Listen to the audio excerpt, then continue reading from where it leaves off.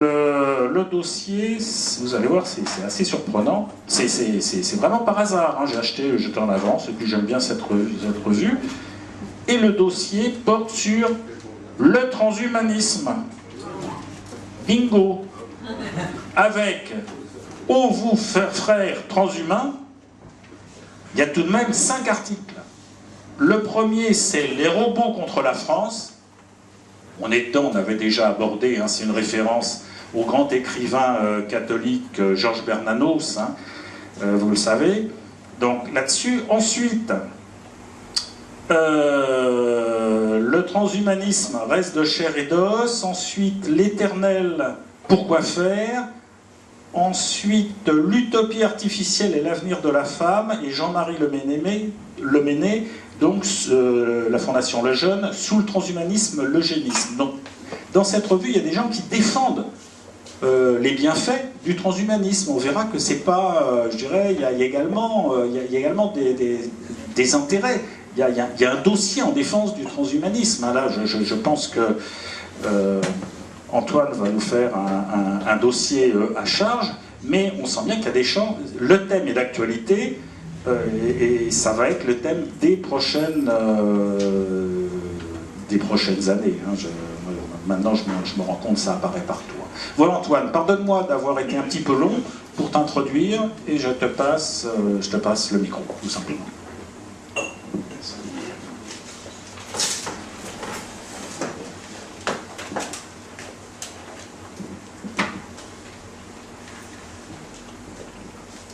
N'allez pas croire tout de même que c'est un sujet à la mode.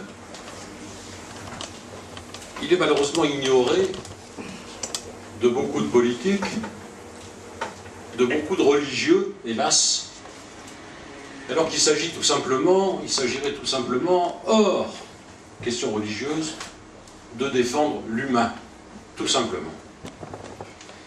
Alors effectivement, en introduction, je précise que, n'étant pas scientifique moi-même, tout ce que je connais en la matière, je le dois à mon ami Denis Planche, neurophysicien qui était très connu à Marseille, qui était à la fois clinicien, professeur de médecine, qui avait toutes les qualités en la matière. Et c'est lui qui m'a littéralement intéressé à cette question. Et j'ai découvert un certain nombre de choses, profane que je suis, qui m'étonnent toujours.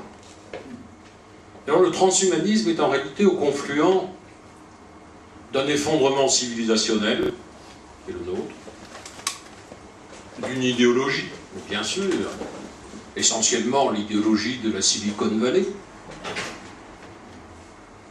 d'évolution technique absolument prodigieuse et inquiétante tout à la fois.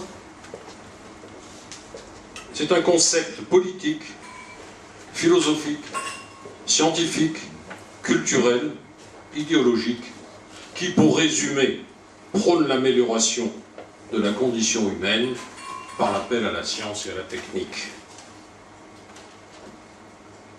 Sur le terreau, je vous disais, effondrement civilisationnel, sur le terreau postmoderne et libéral, qui constitue pour moi un totalitarisme, aussi paradoxal que cela puisse paraître, d'un genre nouveau, totalitarisme de la dissolution et de l'inconsistance, apparaît cette nouvelle idéologie technique, le transhumanisme, qui se propose tout simplement de relever le défi du déclin général et promet à l'homme une félicité numérique perpétuelle en remplacement de son obsolescence biologique.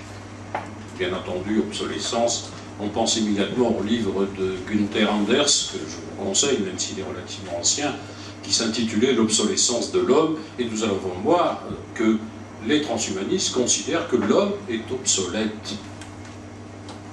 La forme originale du mot transhumanisme apparaît chez Dante, dans la Divine Comédie. Il utilise le mot transhumanar, par lequel il veut signifier la façon, à partir du fond de la nature humaine, de s'ouvrir au transcendant par la culture. Et, dit-il, c'est dans l'enfer cette nature faible et mortelle serait capable, par amour, de traverser l'enfer. Mais le terme même de transhumanisme a été inventé par Julian Huxley, le frère d'Aldous, premier directeur de l'UNESCO en 1941, dans L'homme, cet être unique, traduit en français en 1947, avec un sens bien entendu radicalement contraire à celui de Dante. Je cite, « Une fois pleinement saisies les conséquences qu'implique la biologie évolutionnelle, l'eugénique deviendra inévitablement une partie intégrante de la religion de l'avenir ou du complexe de sentiments, quel qu'il soit, qui pourra, dans l'avenir, prendre la place de la religion organisée. » Ça a le mérite d'être clair. Les religions traditionnelles doivent donc être remplacées par celles des biotechnologies. La rédemption de l'homme réside désormais dans la technique. Il s'agit d'améliorer la qualité des individus en éliminant tout ce qui est anormal ou déficient. On ne parle plus d'eugénisme, mais de transhumanisme. Transhumanisme égale eugénisme. Et on va même les transhumaniser, puisque trans indique à la fois un au-delà de l'homme et une transition. Transition vers quoi?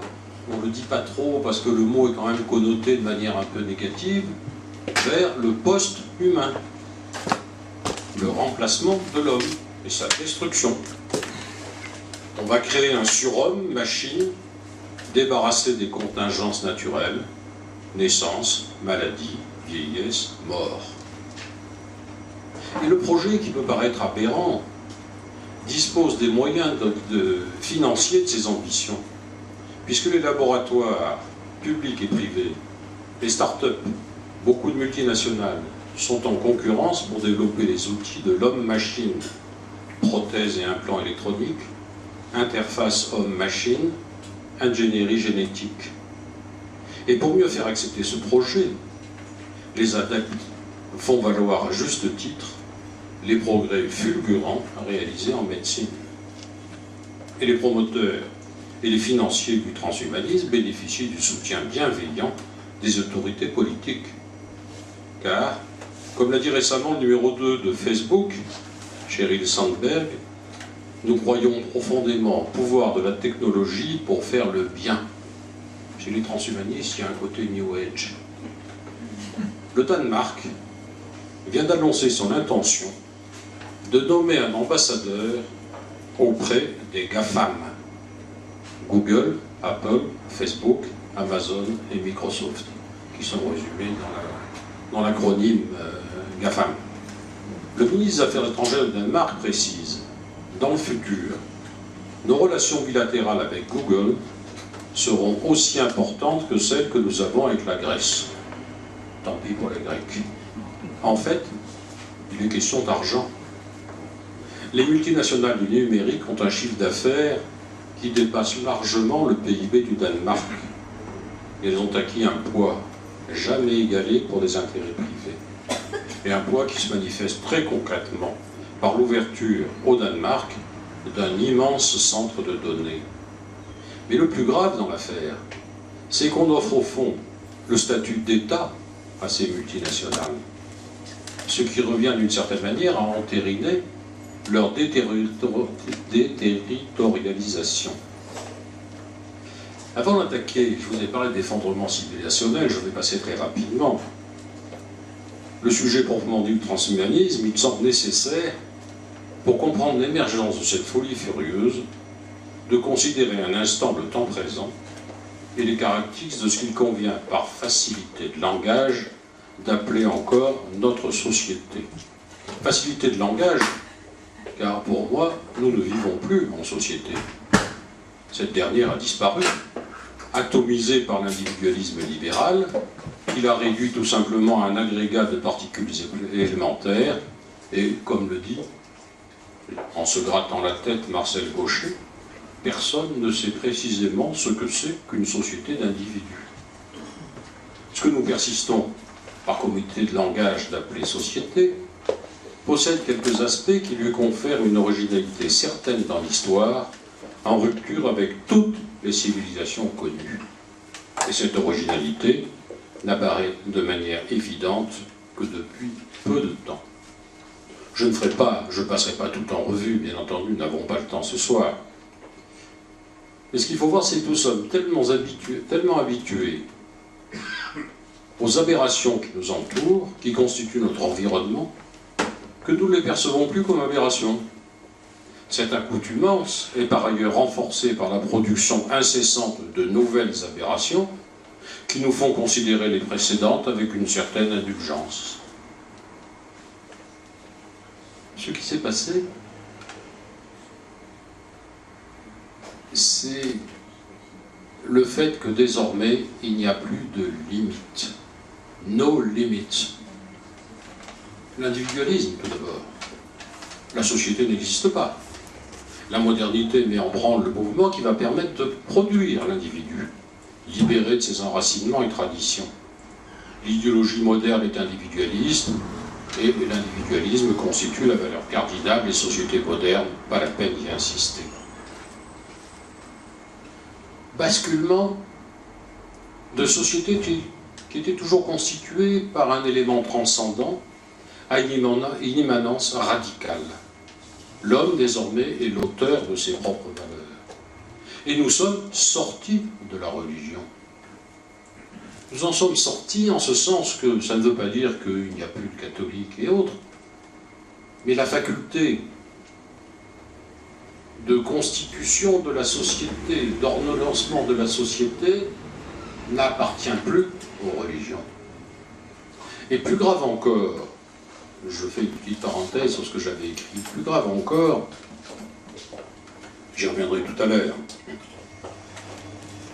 Les catholiques en particulier, on a eu beaucoup d'articles il n'y a pas très longtemps sur le retour des catholiques en politique, le vote des catholiques. À voir ce qui s'est passé, j'estime que c'est une catastrophe.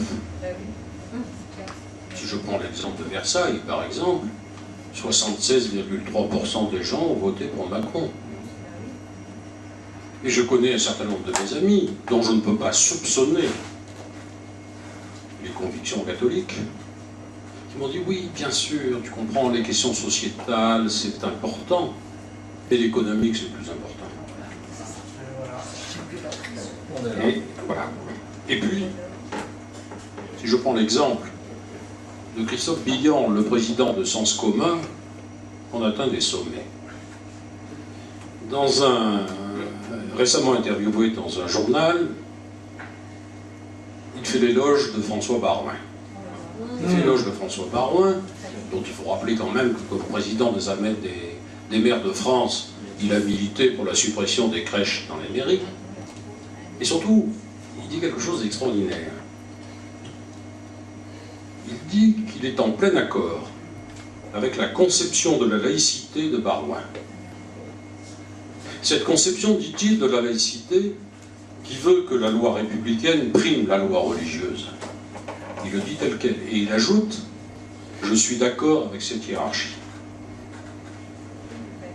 Or, en bonne morale, théologie catholique, que ce soit chez Saint-Augustin ou chez saint Thomas, une loi injuste n'est pas une loi.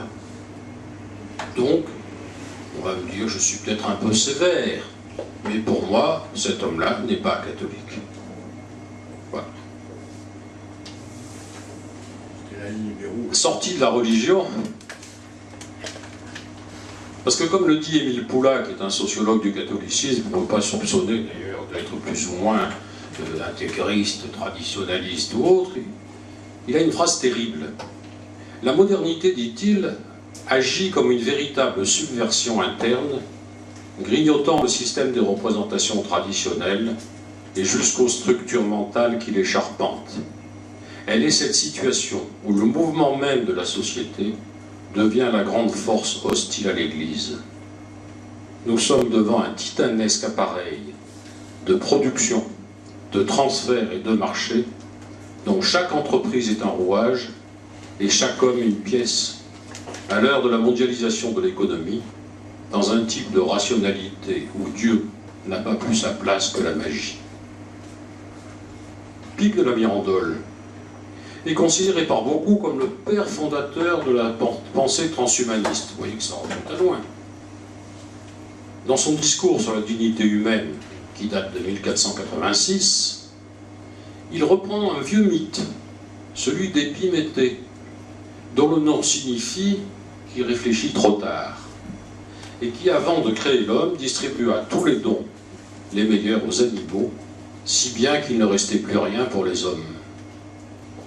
Je cite le texte « La profession de foi existentialiste » de Pic de la Mirandole. L'architecte suprême a choisi l'homme, créature d'une nature imprécise, et le plaçant au centre du monde, s'adressa à lui en ces termes. Nous ne t'avons donné ni place précise, ni forme qui te soit propre, ni fonction particulière, Adam, afin que selon les envies et ton discernement, tu puisses prendre et posséder la place, la forme et les fonctions que tu désireras. La nature de toutes les choses est limitée et contenue à l'intérieur des lois que nous leur avons prescrites. Toi, que nulle limite ne contraint, conformément à la libre volonté que nous avons placée dans tes mains, tu décideras tes propres limites de ta nature. Nous t'avons placé au centre du monde pour que de là tu puisses plus facilement observer les choses. Nous ne t'avons créé ni de ciel ni de terre, ni immortel ni mortel, pour que par ton libre arbitre, comme si tu étais le créateur de ton propre moule, tu puisses choisir de te façonner dans la forme que tu préféreras. Est-ce que vous ne lisez pas là l'idéologie du gender? Je suis ce que je veux être. C'est un existentialisme absolument radical.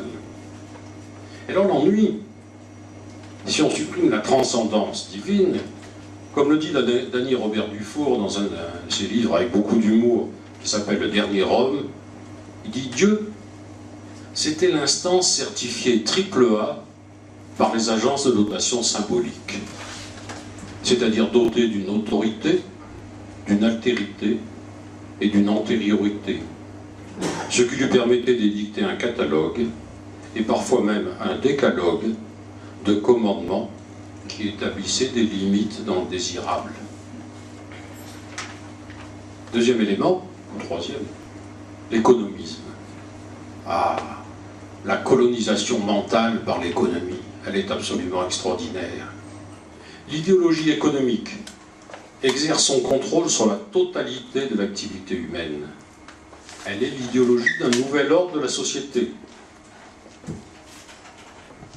Et aujourd'hui, le marché s'impose comme mode de régulation suprême de toutes les activités humaines. Il est l'instance de référence transcendantale qui ne rattache plus, bien entendu, à une quelconque volonté de réalisation de fins communes substantielles ou une quelconque idée de bien commun.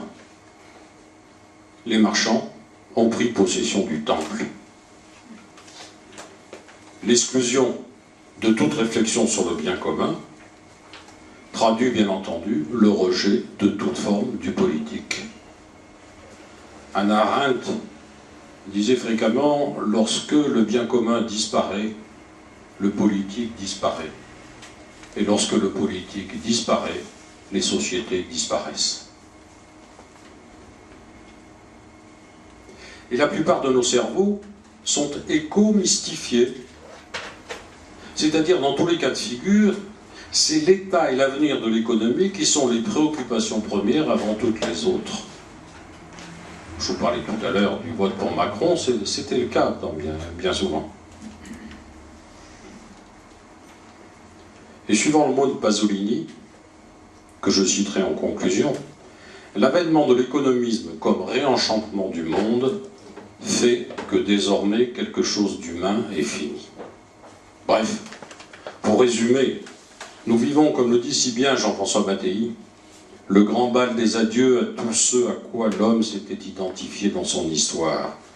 L'adieu à l'âme, l'adieu au corps, l'adieu au sujet, l'adieu à l'œuvre, l'adieu au monde, l'adieu au sens, l'adieu à Dieu enfin, qui sonne le glas des meurtriers, l'adieu à la condition humaine.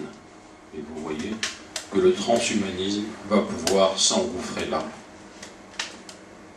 Et puis, la technique, l'intelligence artificielle en particulier, veut expulser le politique. Vous allez voir pourquoi.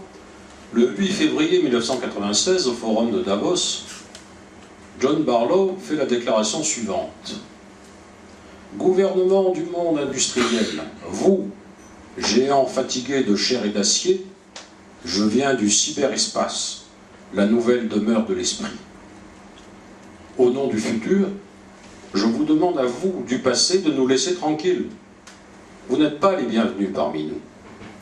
Vous n'avez pas de souveraineté là où nous nous rassemblons. Vos concepts juridiques de la propriété ne s'appliquent pas à nous. Ils sont issus de la matière, et il n'y a pas de matière là où nous sommes. Et ajoute-t-il, c'est de l'éthique, de la recherche éclairée de l'intérêt personnel et du bien commun qu'émergera notre gouvernement. L'État est considéré comme un frein aux innovations spéculatives conçues selon des logiques financières de prédation. Peter Thiel, le fondateur de PayPal et de Facebook, explique très clairement qu'il faut détruire l'État, la démocratie, l'espace politique et liquider les lois qui empêchent le fonctionnement du marché. Et la numérisation généralisée, en accentuant la connectivité, court-circuite les territoires, leur législation et leur fiscalité.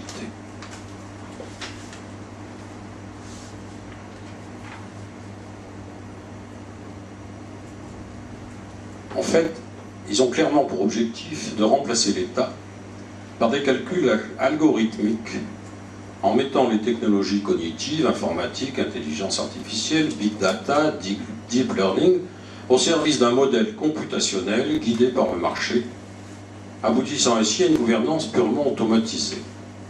Alors, algorithme, qu'est-ce que c'est qu'un algorithme? L'algorithme le plus simple que je puisse vous donner en exemple, c'est vous dire comment il faut faire du cuire du riz dans une casserole. Et on va vous expliquer toutes les étapes progressives. Prenez une casserole, mettez de l'eau dans la casserole, allumez le gaz, faites bouillir, etc., etc., etc. En fait, c'est une suite d'opérations ou d'instructions permettant d'obtenir un résultat ou de résoudre un problème. Et c'est la description de la manière dont on peut résoudre un problème. Important, on obtient un algorithme lorsqu'on a évacué la pensée d'un procédé et réduit les choses à un simple calcul. Le but est bien d'évacuer la pensée du calcul, afin de le rendre exécutable par une machine numérique qui ne pense pas. L'algorithme permet tout simplement de dire à l'ordinateur comment faire les choses sans avoir besoin de réfléchir. C'est un truc idiot, en réalité. Très compliqué, je crois, mathématiquement, mais idiot. Donc, au terme de cet effondrement civilisationnel, deux choses ont changé, auxquelles je vous demande de réfléchir. La liberté. La liberté chrétienne, comme la liberté grecque d'ailleurs, est une liberté d'accomplissement. Parce qu'on considère que l'homme a une nature, c'était le connais-toi toi-même, inscrit sur le temple de Delphes, ou bien Jean-Paul II, deviens ce que tu es. Ça veut dire qu'on a une essence et que notre liberté consiste à réaliser cette essence. C'est une liberté pour, c'est une liberté d'accomplissement. La liberté des modernes, comme la liberté libérale, est une liberté négative. C'est une liberté d'indétermination. Je ne veux pas être empêché de. Point final. Quant à la volonté, en accord avec cette nouvelle définition de la liberté, elle a connu une révolution considérable.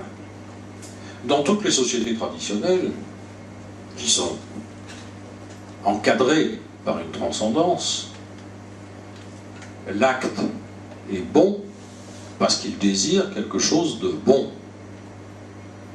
C'est la bonté de la chose vers laquelle la volonté se dirige qui en fait la qualité. Aujourd'hui, c'est exactement le contraire. L'acte est bon parce que voulu. Je ne sais pas si vous mesurez l'inversion extraordinaire qui s'est produite. D'où notre société, qui est une société parfaitement blasphématoire, que ma volonté soit faite.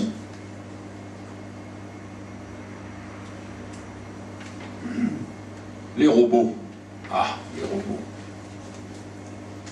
Depuis les années 70, les robots envahissent le monde du travail, les ateliers, les usines, comme les foyers et les champs.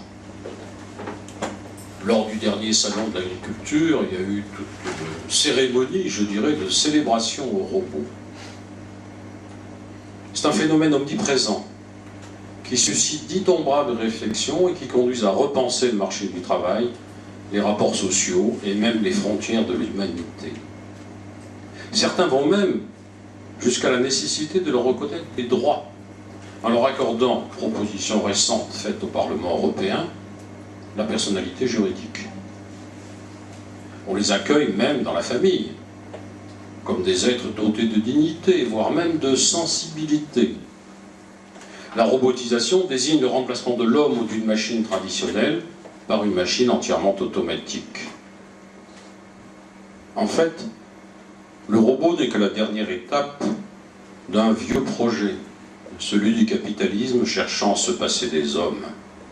Ils vont permettre de plus en plus d'accroître les profits grâce à une production en continu, le robot ne se fatigue pas, et qui ne serait plus soumise aux risques introduits par les ouvriers, qui sont quelquefois malades, qui se mettent en grève, qui manifestent.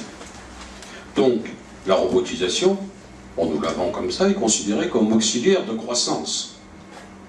Et la Fédération internationale de la robotique, créée en 1987, entend la promouvoir pour améliorer, je cite, le bien-être et une croissance économique saine en augmentant le niveau de vie de la nation.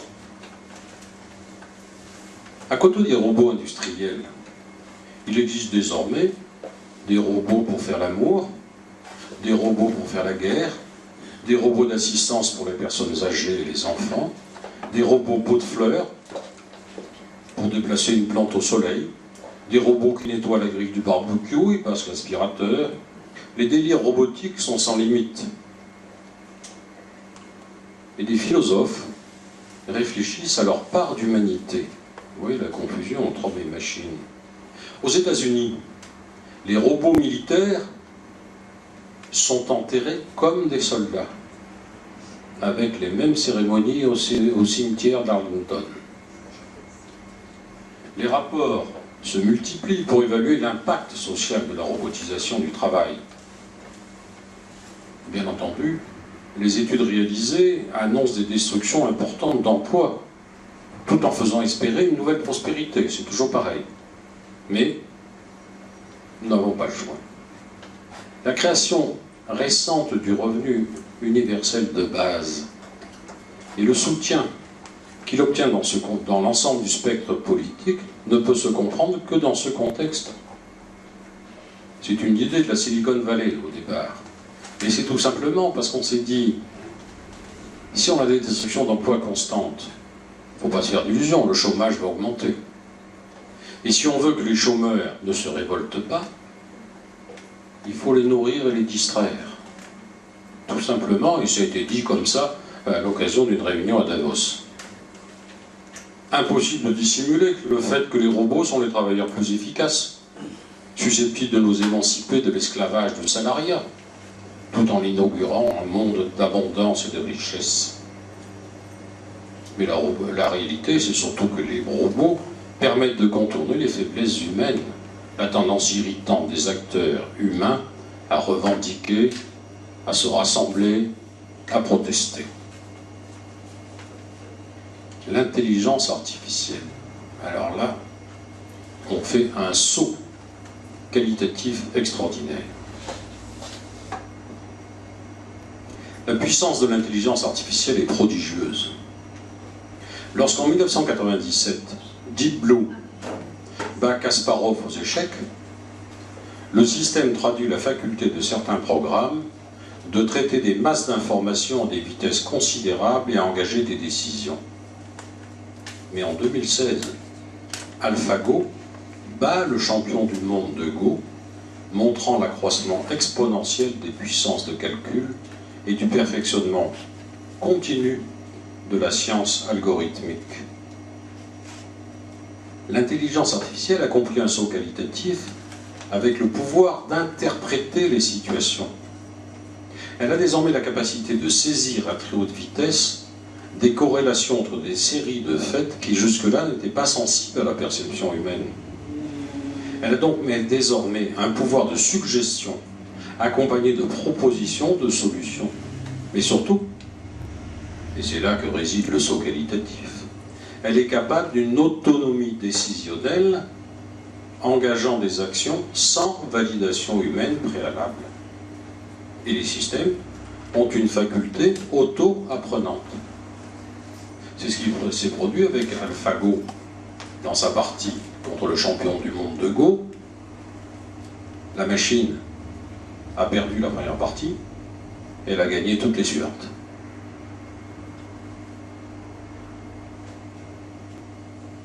Nous assistons donc d'ores et déjà à la neutralisation du facteur humain.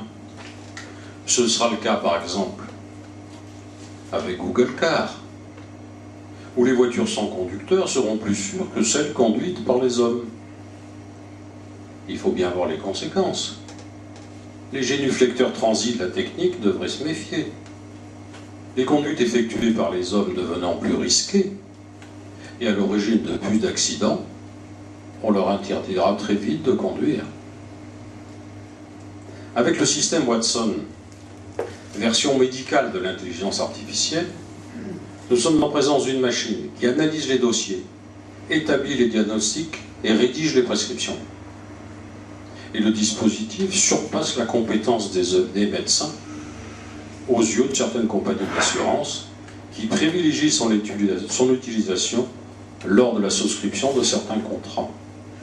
De la même manière, le programme Ross est capable en quelques secondes d'établir des dossiers juridiques impeccables après avoir balayé et lu en quelques secondes des millions de pages juridiques. Avec l'intrusion des machines intelligentes, des milliers d'emplois sont menacés. Le logiciel Watson, créé par IBM, va remplacer des milliers d'agents bancaires, conseillers financiers en particulier. Balayant en quelques secondes des milliers et même des millions d'informations, ce robot qui aura le prénom que j'aurai choisi pour lui parler me donnera bien évidemment la meilleure solution. Si les robots mécaniques ont remplacé bon nombre d'emplois non qualifiés, ce sont les emplois qualifiés qui sont menacés. Et suivant Andy Kessler, le meilleur moyen de créer de la productivité consiste à se débarrasser des humains. Vous voyez que là, on vire sur le transhumanisme, qui sont désormais supplantés par une instance de vérité supérieure. L'intelligence artificielle constitue une force interprétative et décisionnelle plus efficace et vouée à éliminer l'humain dans des secteurs de plus en plus étendus de la vie. D'où, je vous le disais, le revenu universel de base, qui est le seul moyen d'assurer la paix sociale dans ce contexte. Les systèmes sont même capables d'interprétation émotionnelle, par le biais d'une analyse des expressions du visage et des fréquences vocales. Certaines entreprises les utilisent déjà à l'occasion de leurs entretiens d'embauche. Autrement dit, l'intelligence artificielle dépasse désormais et de très loin la plupart de nos capacités intellectuelles. Elle peut remplacer non seulement les tâches simples et automatiques, comme les caissières de supermarché, mais elle est déjà plus performante et de plus en plus performante que l'être humain dans des secteurs très sophistiqués en radiologie, chirurgie, cancérologie, dans l'analyse de la jurisprudence ou le conseil en investissement financier. Une certitude donc, elle peut déjà et pourra de plus en plus remplacer une bonne partie de l'activité humaine. Et, nous dit-on, dans cette déqualification de l'action humaine, l'homme raisonnable acceptera bien entendu de déléguer à des systèmes experts plus efficaces pour ordonner le monde et le débarrasser de ses imperfections. Donc, et c'est bien ici que s'opère la transition avec le transhumanisme, bien décidé à pallier aux insuffisances et aux imperfections des hommes. Car, et c'est un élément fondamental du transhumanisme, le cœur de l'imperfection, c'est l'humain. Avec ses croyances, ses hésitations, ses doutes, ses erreurs de jugement, il représente l'ennemi. On pourrait sans doute y rajouter la conscience. Vous allez dire que, peut-être, ça ne vous concerne pas directement.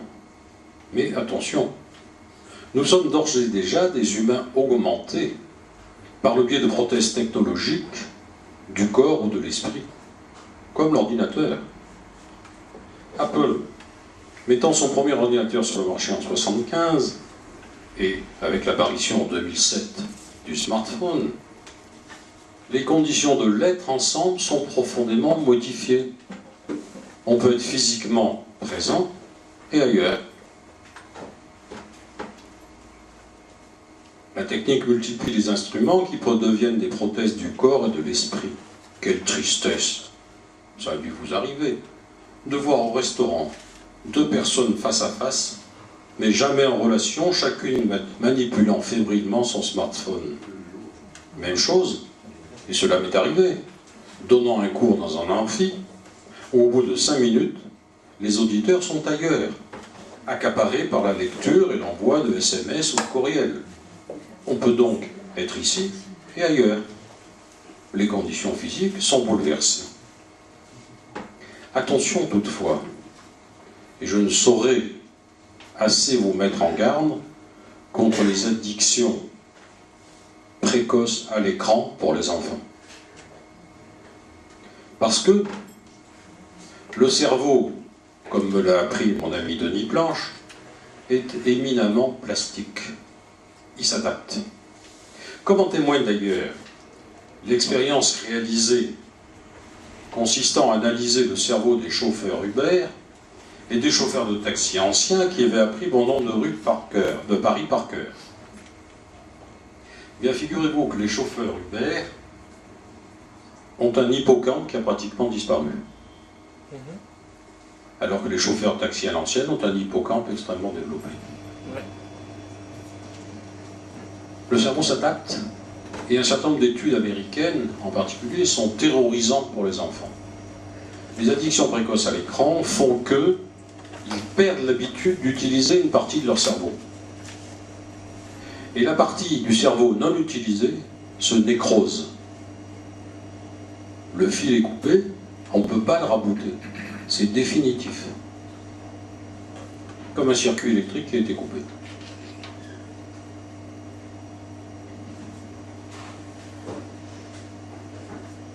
Les transhumanistes nous disent « Vos cerveaux sont encombrés de savoirs inutiles dont il va falloir apprendre à se séparer. Histoire, mémoire personnelle, se reloger dans des outils à disposition et des machines capables de lire directement nos cerveaux qui répondront immédiatement à ces sollicitations. » Google Glass a été un échec commercial. Non pas pour des raisons techniques, c'était tout à fait au point, mais tout simplement parce que bon nombre de femmes et même quelques hommes refusaient de chausser des hublots. L'appareil était trop important. Ce n'est pas grave. Google est en train de mettre au point des lentilles connectées qui enregistrent le regard. Quel intérêt, me direz-vous? Eh bien voilà, madame, vous avez des lentilles connectées. Vous vous promenez rue du Faubourg Saint-Honoré, et dans un magasin, vous regardez une robe qui vous plaît, mais que vous trouvez un peu chère, et vous passez votre chemin. Les lentilles connectées ont tout enregistré. Le magasin, 8 jours après, vous repassez. Les lentilles connectées vont vous dire, attendez, vous avez la même à tel endroit, mais pour moins cher. C'est-à-dire qu'on va diriger entièrement notre consommation.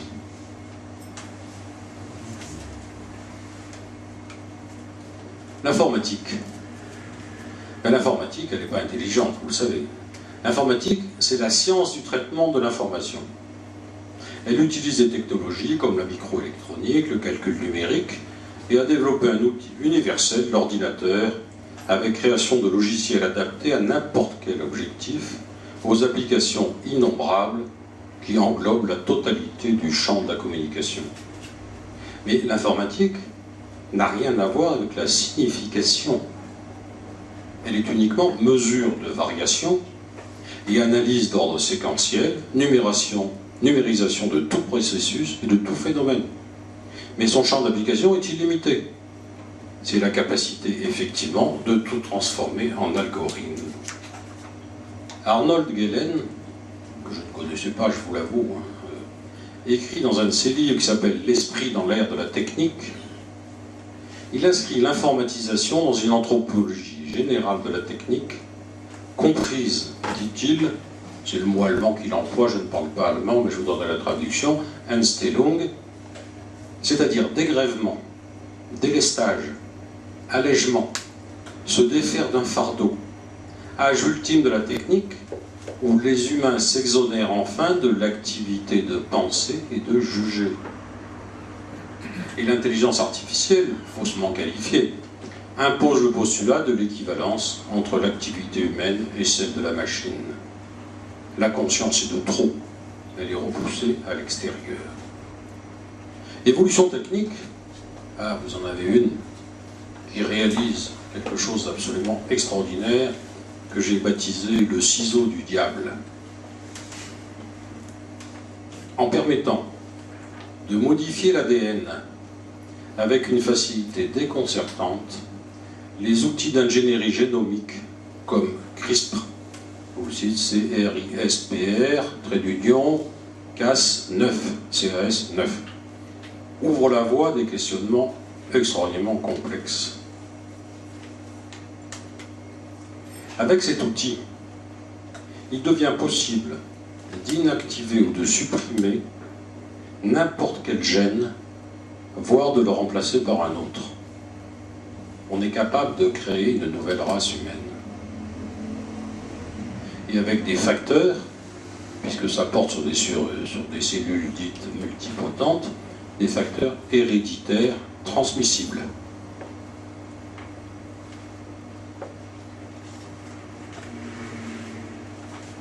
Il paraît qu'une fois inventé, c'est assez simple. Et la technique a un succès absolument fulgurant. Et elle présente des avantages. En avril 2015, la question, puisque c'est en 2013 qu'a été inventé ce ciseau génomique, la question cesse d'être théorique. Avec la publication d'une étude chinoise expérimentale, les chercheurs ont utilisé des ciseaux moléculaires pour modifier l'ADN d'embryons humains atteints d'une maladie monogénique, la bêta-thalassémie. Et ça a marché. Alors en fait, les inquiétudes autour de cet outil se cristallisent bien entendu sur la modification d'embryons humains et la transmission à la descendance. Parce qu'une fois modifié, c'est irréversible. Donc, alors il y a encore quelques petits détails techniques à mettre au point, mais ça va l'être assez rapidement.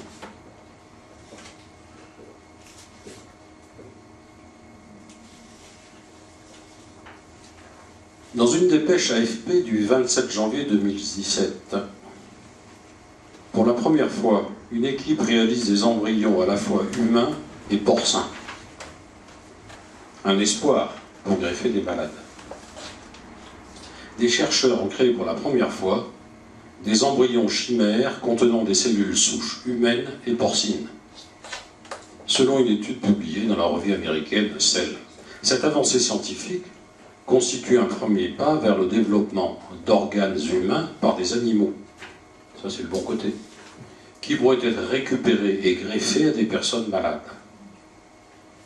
Tout le monde célèbre la chose. Le but ultime est de cultiver des tissus ou des organes humains, pancréas, foie, cœur, chez des animaux comme des truies, qui pourront être greffés sans rejet. Mais un des chercheurs reconnaît la grande difficulté de l'expérience qui aboutit à cet homme cochon. À partir de 1500 embryons porcins pendant 4 ans. Ils ont implanté des cellules souches humaines, capables de devenir n'importe quel tissu, dans des embryons de cochons qui ont été ensuite transférés dans l'utérus de truies porteuses.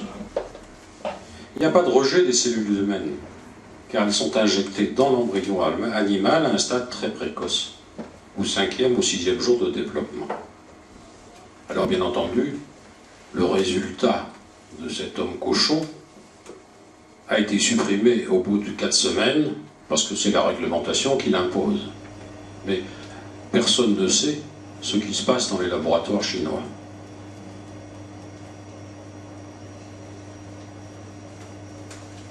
Ils ont fait déjà plusieurs expériences comme ça. Alors qu'est-ce qui a changé déjà pour nous, aujourd'hui? Naître, la naissance. Et on revient là aux lois dites sociétales. Avec la désarticulation des liens de conjugalité et des liens de filiation, la famille, dont je remarque qu'elle est désormais ignorée par l'État, se transforme peu à peu en un simple groupement fonctionnel d'intérêts économiques ou affectifs. Avec l'avortement, qui supprime en France environ 220 000 enfants par an, cette pratique s'accompagne d'épouvantables pratiques eugéniques, puisque 97% des enfants atteints de trisomie sont éliminés.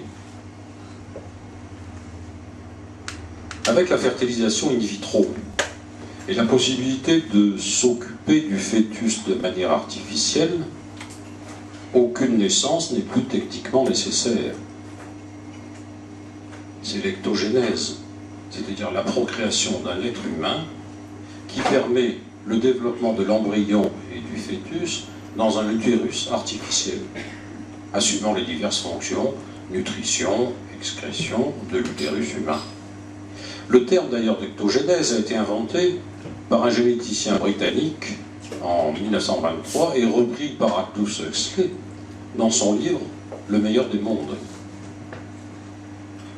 Tout récemment, on n'arrête pas le progrès, l'Académie de médecine s'est prononcée en faveur de la congélation et la vitrification d'ovocytes, et le généticien Axel Kahn a plaidé pour la levée de l'interdiction de ces techniques en France. Je suis favorable, dit-il, à la levée de l'interdiction de la vitrification des ovocytes. Nous sommes dans une société de liberté, où les femmes peuvent gérer leur carrière et leur vie personnelle. De quel droit va-t-on interdire cela, alors qu'on peut le faire? Voilà la technique. Tout ce qui est possible doit être fait. Par définition, la technique n'a pas de limite. Il n'y a qu'une instance extérieure qui peut donner une limite. Et malheureusement, ces instances supérieures ont disparu. Et d'ailleurs, aux États-Unis, de grandes entreprises comme Google ou Facebook financent la congélation des ovocytes pour leurs salariés, pour ne pas les pénaliser pendant la carrière. On notera que de son côté, Goldman Sachs finance déjà le changement de sexe de ses employés qui le désirent. Autrement dit, plus d'horloge biologique. Elle est contournée et il n'y a désormais plus d'âge pour avoir des enfants. Il y a même d'ailleurs aux États-Unis quelques associations qui militent pour la suppression de la mention de l'âge dans les documents d'identité. La fabrique est au point, même s'il reste encore quelques petits détails à régler. On assiste donc, dans cette phase de procréation, à un mélange progressif de genres par rapport d'oviparité dans un contexte de viviparité humaine. C'est un déplacement de l'in vivo vers l'in vitro, de l'épouse à l'éprouvette, du naître au faire. La question se pose, est-il préférable de naître aléatoire selon la nature ou d'être fabriqué selon un cahier des charges techniques? Cette question n'est pas que théorique. Aujourd'hui, une femme en Californie peut choisir sur catalogue, avec un descriptif précis, les caractéristiques qu'elle souhaite pour le père de son futur enfant. Description de l'origine, du physique, des diplômes, des caractères génétiques, des paillettes de spermatozoïdes qu'elle va recevoir. On ne donne plus la vie, on l'achète, 23 000 $ à Los Angeles. Introduire un tiers et une technique au cœur d'un acte sexuel et d'un lien amoureux est une pratique à incidence anthropologique, péjorative, voire délétère, sans parler aujourd'hui des robots sexuels en pleine croissance commerciale, faits de poupées gynoïdes ou androïdes, grandeur nature, revêtues d'une peau troublante de réalisme. J'ai pas essayé, hein. Alors, je ne vais pas continuer trop longtemps parce que j'en avais trop à dire. De toute façon, je t'enverrai l'écrit, hein, comme d'habitude. Naître, mourir. Ah.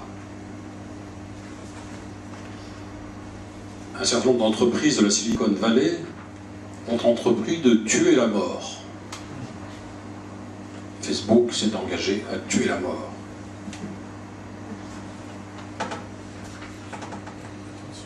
L'immortalité, alors ça c'est ce que j'ai appris, là, je vous lis ce que m'a dit mon collègue Denis Planche, l'immortalité existe déjà dans la nature.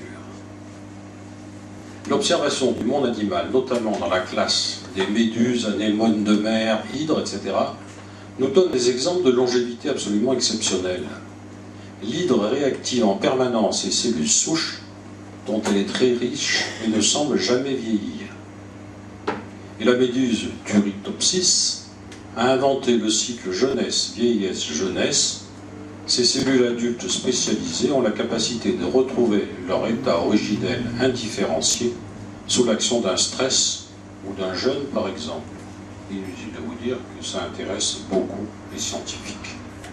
Dans les laboratoires, la chasse à la sénescence est ouverte. Vieillir et son corollaire mourir devront-ils être un jour considérés comme une maladie?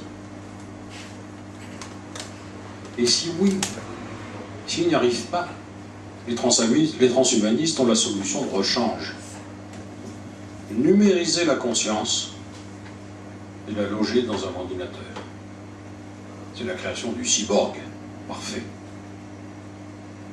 On nous l'annonce, il faut se méfier des dates, pour 2045. Moi je ne serai pas là, pour le voir après. Voilà, mais ils poursuivent cette idée parce qu'ils considèrent que le cerveau n'est qu'un ordinateur perfectionné. Ce en quoi ils font une erreur monumentale. Votre cerveau ne peut pas être transféré dans un autre corps. Parce qu'il est tellement identifié, tellement familier de votre corps qu'il ne peut fonctionner qu'avec votre corps. Il y a une unité complète entre le corps et le cerveau. Il n'est pas possible de l'enlever, etc. Ensuite, bien entendu, la question de la conscience, de la pensée. À moins de considérer que la pensée, un certain nombre de vieux philosophes marxistes le pensaient, la pensée c'est de la matière. Bon, d'accord. Bon. Voilà, donc on peut penser qu'ils n'y arriveront pas, mais ils essaieront. Alors, qu'est-ce qu'on peut dire en conclusion dans ce monde de fous? Je prendrai une citation de Paolo Pasolini, qui était un homme curieux, critique impitoyable de l'esprit de 1968, assimilé à une révolte de la petite bourgeoisie conformiste, ce en quoi il n'avait pas tort. Et sa démonstration conclut que le nouvel ordre économique mondial ne produit pas seulement des besoins artificiels, mais qu'il est destructeur. Il dénonce sans cesse l'idéologie de la société de consommation, qui, sous la triple action niveleuse et uniformisatrice de l'école, de la télévision et de la publicité, fabrique, dit-il, en série des automates laids et stupides, adorateurs de fétiches. Il décrit un véritable génocide culturel et il s'adresse à l'Église dans un texte fulgurant. En reprenant, dit-il, une lutte qui d'ailleurs est dans sa tradition, l'Église pourrait être le guide grandiose de tous ceux qui refusent le nouveau pouvoir de la consommation, qui est complètement irreligieux, totalitaire, violent, faussement tolérant, et même plus répressif que jamais, corrupteur et dégradant. Avec la financiarisation du capitalisme, la mentalité économique a si bien progressé qu'elle a fini par étendre la logique de la marchandise à la sphère non marchande des activités humaines. Elle s'attaque à tout ce qui peut ou prou forme un écran entre le désir de l'individu isolé et le marché unifié qui aspire désormais à organiser la totalité de son existence. Lors de la messe anniversaire de la mort du professeur Lejeune, le cardinal Sarah, dans son sermon, précise « L'Église constitue le dernier rempart contre la barbarie. Il s'agit d'une barbarie aseptisée en laboratoire, terriblement efficace, que l'opinion publique ne perçoit pratiquement pas, puisqu'elle est anesthésiée par les Goliaths des puissances financières et médiatiques. L'humanité augmentée sera le triomphe de l'eugénisme et de la sélection du meilleur capital génétique parmi tous les êtres, afin de créer le surhomme idéal. Le transhumanisme va réaliser, grâce aux technosciences, le rêve prométhéen du nazisme.